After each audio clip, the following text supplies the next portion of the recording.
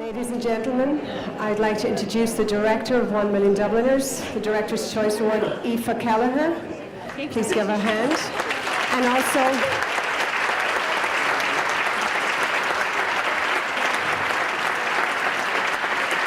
producer Rachel Lysaght.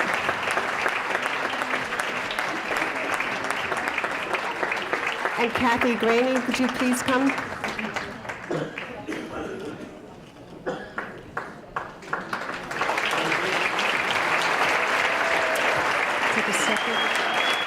And we're very pleased to have Kathy Graney from Synergy to present the award to ladies. Here we go. Thank you. Great picture.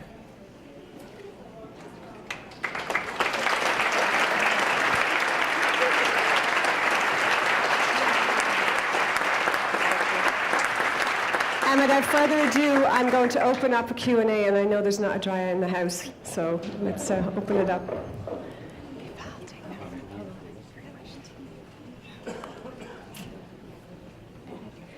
Thank you very much for the award. We're really delighted to have had the international premiere of the film here, and it's great to see so many of you here to watch it as well.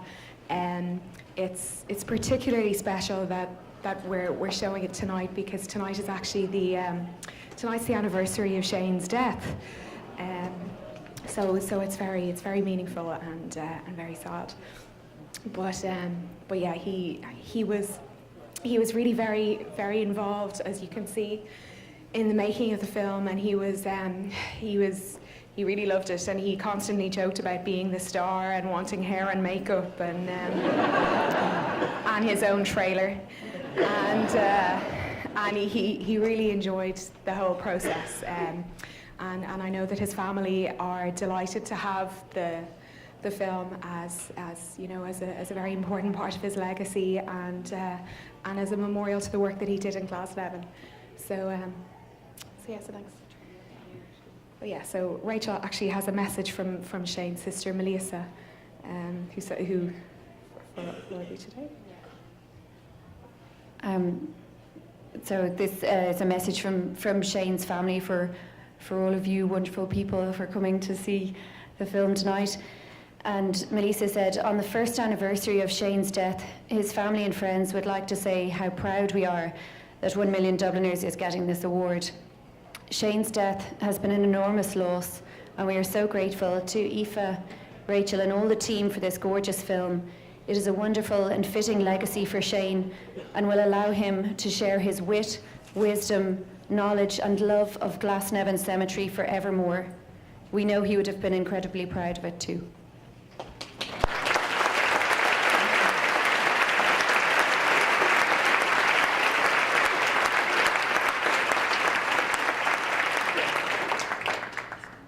Can we open up the questions? I'm sure we have a couple.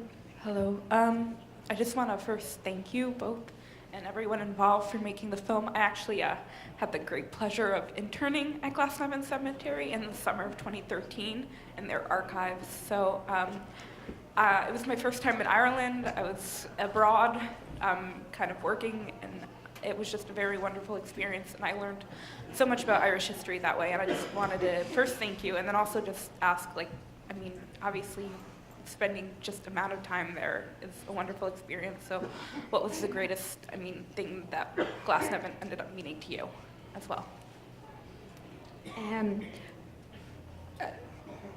I'll never forget the first tour that I took there when I started researching. I grew up in Dublin, so I always the tower, the round tower above O'Connell's grave is such a significant part of the skyline there. But I'd never been there before we started making the documentary, and I took the tour with Shane. It was the first thing that I ever did, and at that stage with the documentary, you don't totally know how it's going to be. You know what you're interested in and the kind of stories that you'll hope to find there, but you could never have predicted that you'd find someone like that there, who's just so funny and irreverent, and yet completely in love with the place and in love with the work that he did, and with so he was just so utterly charismatic, and you could see that that whether it was children or tourists fresh off kind of a red-eye flight, or or any of us, that he just had people in the palm of his hand, and our director of photography, who's our wonderful director of photography, Carl Waters, used to just follow him around and just say, I mean, he's amazing. He's the same no matter who he's talking to. If he's because the day that he was with President Higgins, like Shane was just exactly the same, how are you, Michael? And it was just so, I'll never forget taking that tour, and you know about the place, and growing up in Dublin and growing up in Ireland, about Glasnevin, and who's there, and that it's just this who's who of Irish history. But he always made the place come alive.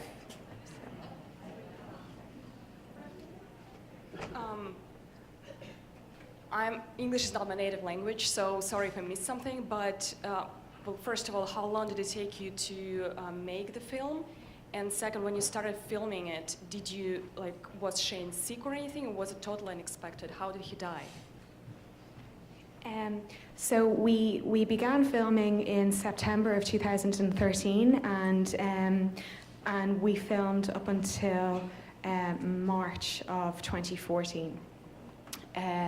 So that was the duration. So it was quite tight. It was only about 21 days filming over the course of that period. Your second question, I think, was that about Shane's death. So Shane very, very sadly and very tragically took his own life. So that was, obviously we knew him in a very particular capacity. We knew him as the historian and as our friend, and and as this wonderful figure in Glasnevin. But as it transpired, and through speaking to his family afterwards, that actually he had a very long struggle with depression. So, but just this would not, So it was very sad and very tragic and wholly unexpected. So feel free to politely or not politely put me off if this is too personal, but I just wonder if being involved in the making of this film caused you to change your own views about how you wanted to handle your own death, and whether you want to be buried there or cremated or anything like that. Yeah, I guess, I think that I know that from the experience of watching it with people and from the experience of making it myself, that you have a lot more conversations about death and burial and cremation than you ever would have had before. I remember sitting in a restaurant with my parents and my dad. I'd been making this for a while, and my dad kind of saying, apropos of nothing, like, "You are not to cremate me." And to be honest, I'd prefer if none of you were cremated either. And he never really explained what his major issue with cremation was, because I know, it's for a lot of people, the idea of burial is horrifying and cremation is wonderful, and vice versa, and everyone has their own particular idea, Well, my dad is not on team cremation. Did it change your views? I've decided not to die.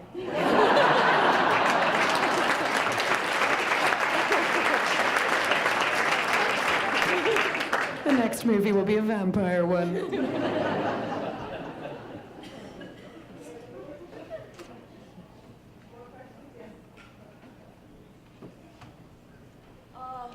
At one point, the room, there will be no more room left for future burials. What is the future then for the cemetery? Will there be another one built available, or what is the thinking about it? Because there are already so many people there. At one point, there will be no space left for future burials. So.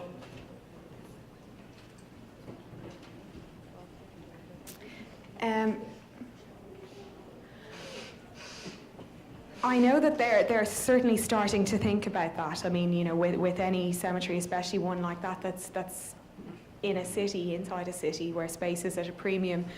that there is, they're aware. I think there's maybe they have enough burials for another maybe 10 or 15 years. I know that George, the CEO, who's featured in an interview, has come up with an idea that he's kind of been batting around for a while about vintage graves, which is where you turn an existing grave around and you just bury another person in there. I don't know if that one's going to take off. But I think there's certainly enough for another 10 or 15 years, and after that, I think, I don't know what they're going to do after that. Did you know that Shane was going to become somewhat the voice of the film, or from the beginning, or did it develop? Oh no, I got it. Did you know if Shane was going to become the voice of the film, or did that develop, or did you know it early on, or? Yeah. There was a couple of things there. First of all, as I was saying about the tour, that he was so incredibly vibrant, and one of the important things was that even though this is a film about death and dying and graveyards and burials and all of that, that we didn't want it to be wholly dark. And his way of speaking about Glasnevin, which was Glasnevin is such an intrinsic part of Dublin, and death is such an intrinsic part of life, and that you have to, that it's not just black and white, that you have to bring, that there can be lightness. And so his tone was so right, and he was so right, as kind of a central voice, that it just worked out. But in a lot of ways, I suppose, we knew we were filming more and more with him because he just had such great insight, and then when we were editing, it felt right to make him quite central, very central.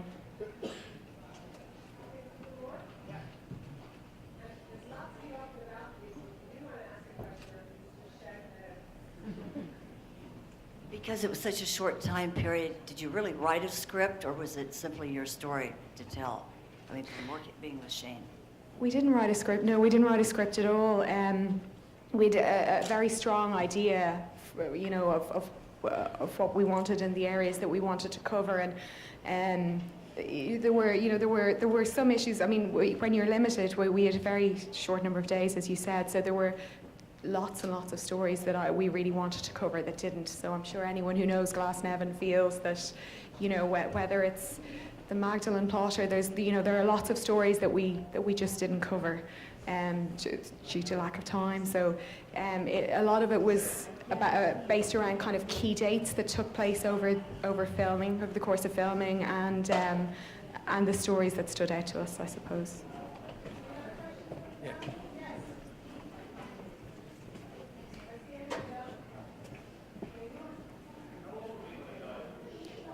46. I just have a comment. In all honesty, I was just walking by the Somerville Theater and saw Irish Film Festival. I said, oh, let me see what this is about. I heard it was a movie about a cemetery. I said, oh, this cannot, how much action is this going to be in a cemetery? And I have to say, I just am so moved, and you did such an amazing job with every aspect, the cinematography, every person in there seemed so amazingly eloquent. And it was not I don't know how you did it, but it was just absolutely amazing. So.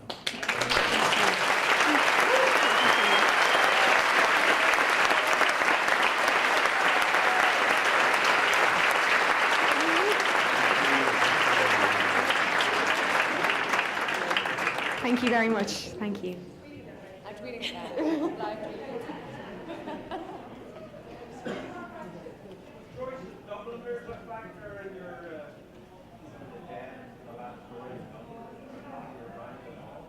Yeah, so I read the Hades chapter it was Ulysses rather than Dubliners that I would have read quite a bit of, and the opening quote, in the midst of death we are in life, is from Ulysses and the Hades chapter. But so there was loads of 1 Million Dubliners Glasnevin had this big advertising campaign, and it was like 1 Million Dubliners, 1 Brendan Behan, or 1 Million Dubliners, 1 Michael Collins, and we went through loads of different titles for it, and then just around the time of Shane's funeral, Glasnevin came out with a special mass card for Shane that said 1 million Dubliners, 1 Shane Mockamosh, and so 1 million Dubliners just felt right, even though it is numerically inaccurate because there's 1.5 million.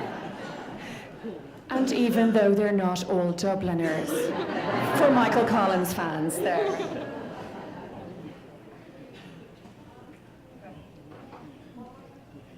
I just have a question about the distribution of the film.